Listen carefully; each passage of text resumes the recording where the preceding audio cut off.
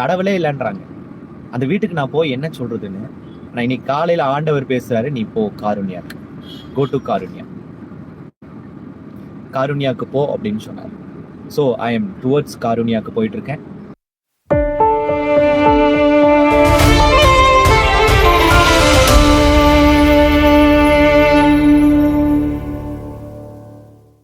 ஒரு ஸ்பெஷலான இடத்துக்கு போயிட்டு இருக்கோம். so many months almost they were keep on calling me. ஒரு பிலீவர் என்னை கூப்பிட்டுட்டே இருந்தாங்க. யாருன்னா, போன வருஷம் திடீர்னு ஒரு நாள் எனக்கு ஒரு கால் வந்துச்சு. கால் வந்து அந்த கால் பேசின ஒரு சகோதரி ரொம்ப தடுமாறி பேசினாங்க. ஒரு வயசானவங்க. என்ன விஷயம் அப்படின்னு கேட்கும்போது, பாஸ்டர், என்னுடைய பேர பையன் காருண்யாவிலேருந்து நைட்டு பைக்கில் வந்துட்டு இருக்கும்பொழுது யாரோ ஒருத்தர் அடித்து தூக்கி வீசிட்டு போயிட்டாங்க. ஆக்சிடெண்ட் ஆயிடுச்சு. கோமா கண்டிஷன் போயிட்டாரு. தலையில் அடி, கை காலில் அடி.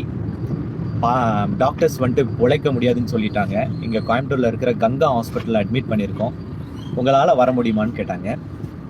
நெக்ஸ்ட் டே வந்துட்டு நமக்கு வந்துட்டு செகண்ட் சாட்டர்டே ஃபாஸ்டிங் ப்ரேயர் இருக்குது. அப்போ நாங்கள் என்ன சொன்னேன்னா, நாளைக்கு ப்ரேயர் இருக்குது, பட் ஸ்டில் நாளைக்கு நீங்கள் இந்த ப்ரேயருக்கு வாங்க அப்படின்னு சொன்னேன்.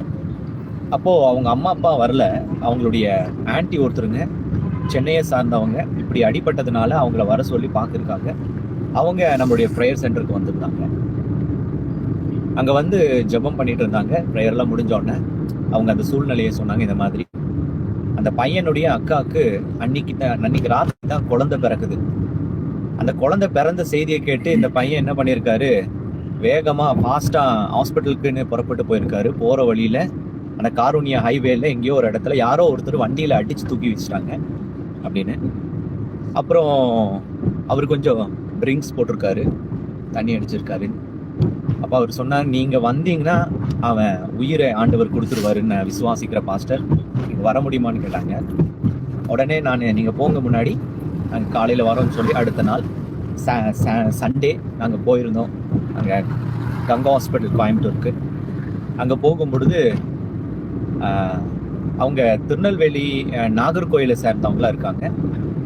அந்த பசங்க வந்துட்டு 2 பேரும் வந்துட்டு காருண்யாவில் வந்துட்டு ஸ்டூடெண்ட்ஸாக இருந்திருக்காங்க, என்ஜினியரிங் ஸ்டூடெண்ட்ஸாக இருந்திருக்காங்க அந்த பிள்ளையும் 2 பேரும். அப்போ அவங்க அம்மா வந்து பிரைஸ் லார்ட் சொல்லிட்டு என்கிட்ட பேசினாங்க. என்னுடைய அம்மா கூடயும் என்னுடைய பேசிகிட்டு இருக்கும்போது அவங்க ஒரு வார்த்தை சொன்னாங்க. எனக்கு ரொம்ப ஆச்சரியமாக போச்சு. என்ன வார்த்தை? ரொம்ப வண்டி சாப்பிட்டு கடவுள்னு ஒன்று இல்லை அப்படின்னு சொல்கிறாங்க அப்படின்னு சொன்னாங்க. 2 பேருமே காருண்யா ஸ்டூடெண்ட்ஸ் தான்.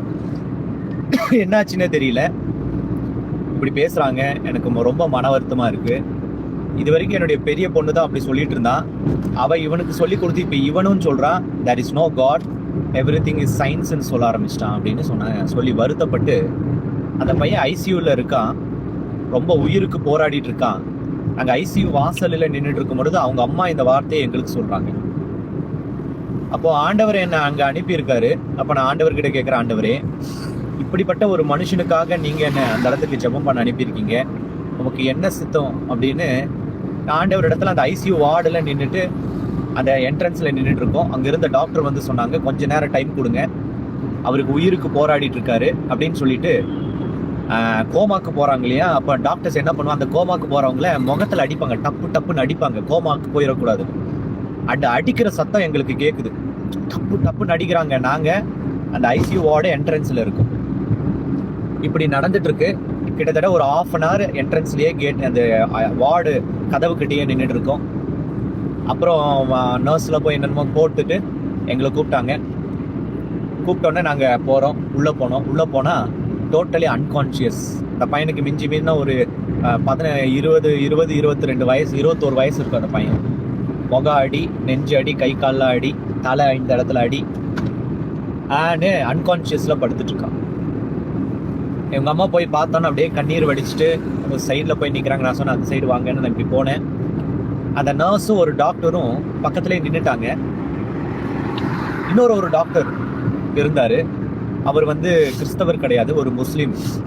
அந்த டாக்டர் என்ன சொன்னாருன்னா, நான் ஒரு வெள்ளை ஷர்ட், ஒயிட் ஷர்ட்டும் பைபிள் கையில் வச்சிருந்ததுனால என்னை பார்த்தோன்னே அந்த முஸ்லீம் டாக்டர் சொல்கிறாரு, அந்த நர்ஸ் அந்த சைடு இருக்கவங்கள, நான் போய் நிற்கிற கூட இடம் விடாமல் அவங்களும் நின்றுட்டு இருக்காங்க. அவங்க சொன்னார், இப்படி வா இந்த சைடு வந்து இங்கே நில்லு அப்படின்ட்டாரு.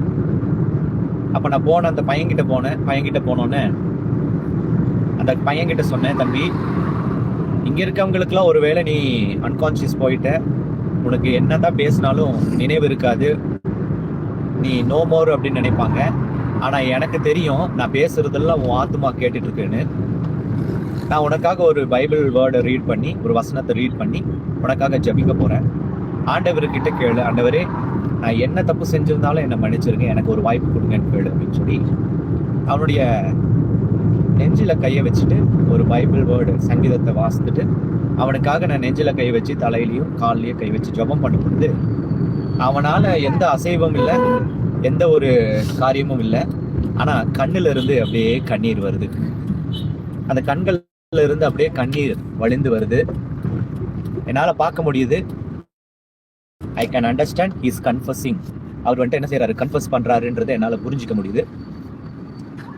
அந்த காரியத்தை செஞ்சு முடிச்சுட்டு ஆண்டவர் சொல்றாரு, 20 daysல இவன் எழுந்துருவான் அப்படின்னு அவங்க கிட்ட சொல்ற. பக்கத்துல இருக்கிற டாக்டருங்க பக்கத்துல இருக்கிட்ட பேசுறாரு, இவன் யார் இந்த ஆளு, இவனுக்கு பட்டிருக்க அடிக்கு 6 மாசம் இல்லாம இவனால எந்திரிக்கவே முடியாது, என்ன இந்த ஊழியக்காரன் வந்து 20 daysல எந்திரிச்சிருவான் அப்படின்னு சொல்றாங்க. You don't believe this. இப்போ அவனை பார்க்கறதுக்கு தான் போயிட்டு இருக்கேன். அந்த மனுஷனை அந்த பையனை பார்க்கறதுக்கு தான் நான் காருண்யாவுக்கு போயிட்டு இருக்கேன். நான் சொன்னேன் 20 நாள் அவன் ஏஞ்சிருவான். 21வது நாள் நம்மளுடைய ப்ரேயர் சென்டர்ல ப்ரேயர் இருக்கு, வந்து சாட்சி சொல்ல சொல்லுங்க, வீல் சேர்லையாவது தள்ளிட்டு வந்து சாட்சி சொல்ல சொல்லுங்கன்னு சொன்னேன். 21வது நாள் ப்ரேயர் ஸ்டார்ட் ஆயிடுச்சு. காத்துட்டே இருக்க, வரவே இல்லை.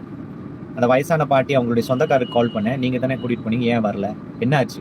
பாஸ்டர் நீங்க சொன்ன மாதிரியே 20th day டிஸ்சார்ஜ் ஆயிட்டா, தலையில கட்டு காலில் கட்டு போட்டு கூட்டிட்டு போயிட்டாங்க வீட்டுக்கு.